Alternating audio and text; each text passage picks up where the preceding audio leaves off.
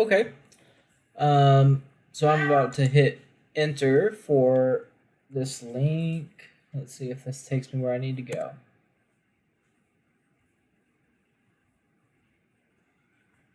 Okay.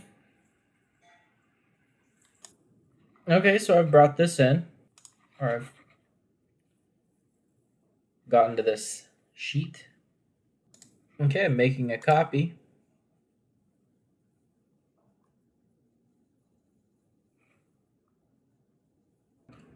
I went ahead and I'm going I want you to change this to 2019.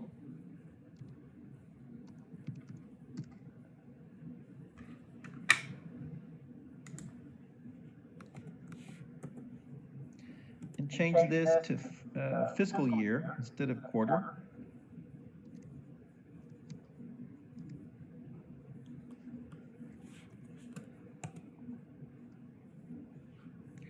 While that's loading, I'm going to have you compare Tesla to Ford, which is F.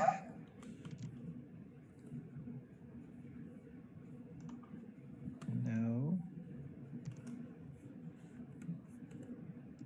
There. And General Motors.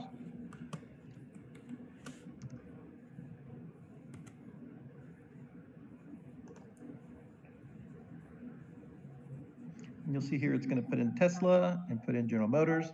This is probably more consistent with what you would typically be working with, where something's been pre-created for you. What's nice about this is you can take this with you into your career and create similar type things for companies or investments that you would look at.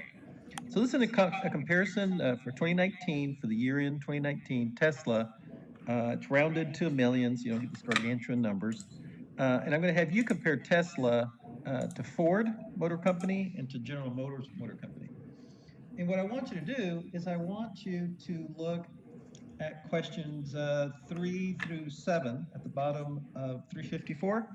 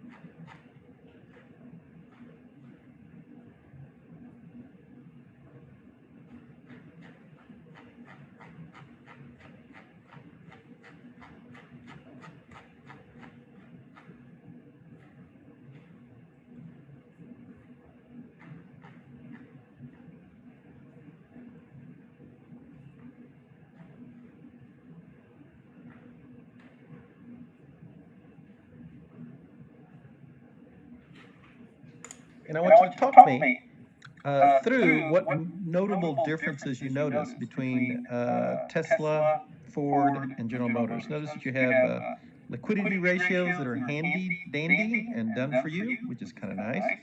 You have financing, you've got activity. This, in many ways, this spreadsheet is one that I would definitely, as a student, take with me, because this is something that's particularly powerful, especially if you're looking at different liquidities, trying to make assessments about the questions that would potentially have you invest in one of these companies.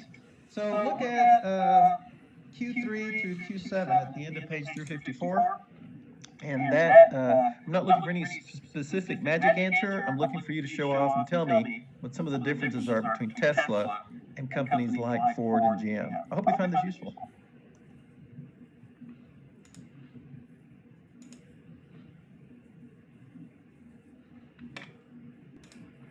Okay, sorry to leave that running, but let me go ahead and address question 3.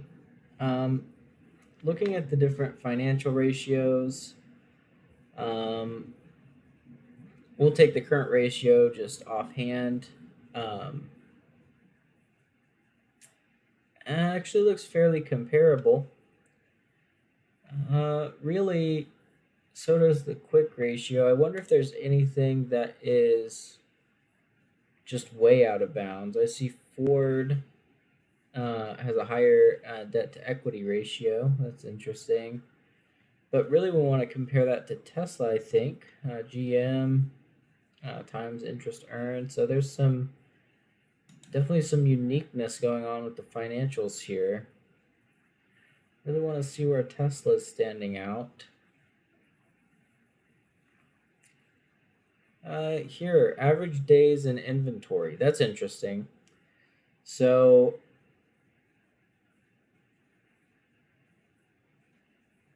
it looks like that means that for Tesla, its inventory is spending less time on the books. So they're, and it's been mentioned in this class that um, Tesla pretty well, builds to order. So I guess there's some efficiency as far as its supply chain goes. So that's interesting to note. That probably has a lot of downstream effects. Um, Interesting that Tesla wouldn't be, I guess, as profitable. Ford, that's really breaking even on sales.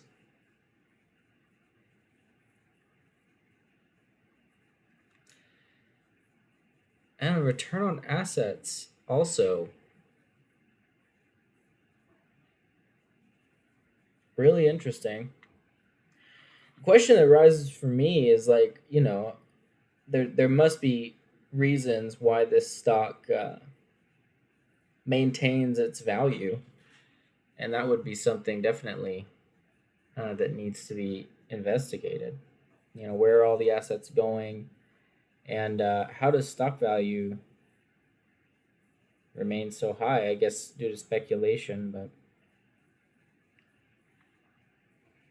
same with return on equity.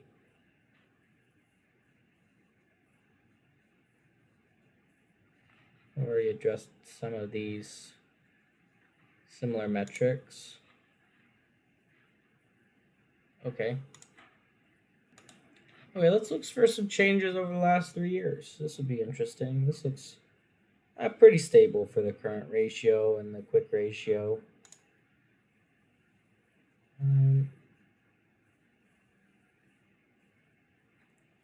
Times interest earned has come up a little bit, and debt to equity looks like the equity must be decreasing. Let's see.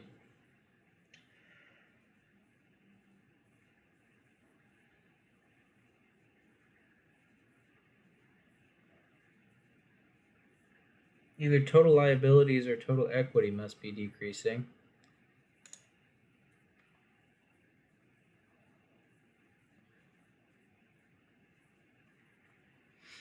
And we had a spike here in 2018.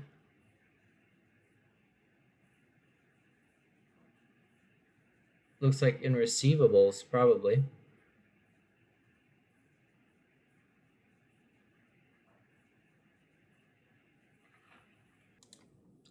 Okay, addressing question 5 with short-term liabilities. I really don't think that Tesla's current liabilities have really changed relative to its assets, even though there was a spike in 2019.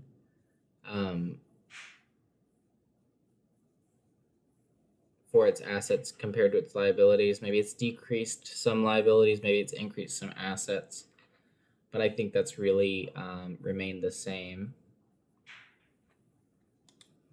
And going back to question 4, which of the three companies is most liquid in the current year?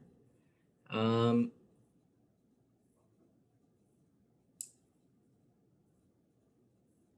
well, I think GM. It would have to be either GM or Ford. Let me see. Let me try and understand the current ratio again.